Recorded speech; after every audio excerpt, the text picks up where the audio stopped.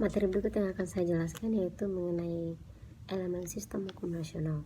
Menurut Sunaryati Hartono, ada 12 unsur yang saling mempengaruhi dalam sistem hukum itu, yaitu nilai kehidupan berbangsa dan bernegara, filsafat hukum, budaya hukum, norma hukum, bahasa hukum, lembaga hukum, prosedur di lembaga hukum, sumber daya manusia, sarana dan prasarana, pendidikan hukum, lembaga pembangunan hukum, dan anggaran pembangunan hukum.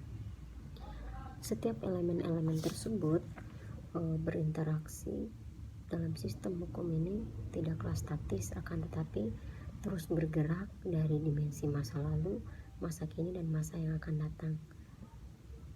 Dengan melihat dinamika dan perkembangan nilai yang tumbuh di dalam masyarakat, perlu kiranya dilakukan perencanaan pembangunan hukum dalam jangka yang cukup panjang. Mengapa dilakukan pembangunan jangka panjang?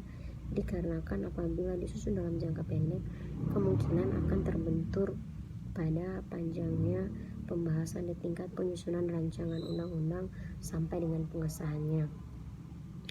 Di balik semua potensi masalah yang ada, hal terpenting yang perlu diperhatikan dari bekerjanya sistem hukum adalah kemampuannya untuk menghadirkan keadilan bagi masyarakat, dan bagaimana warna keadilan yang dihadirkan tentunya tidak terlepas dari format atau grand design politik hukum yang disusun. Berikutnya yaitu mengenai materi terkait hukum dan keadilan. Menurut Socrates, menurut Socrates, hukum itu adalah keadilan. Menurut Aristoteles,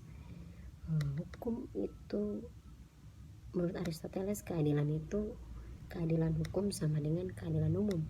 Menurut Cicero, hukum adalah keharusan rasio manusia atau rasio ilahi, dalam artian keharusan kehendak ilahi bagi manusia agar bisa hidup aman dan damai sebagai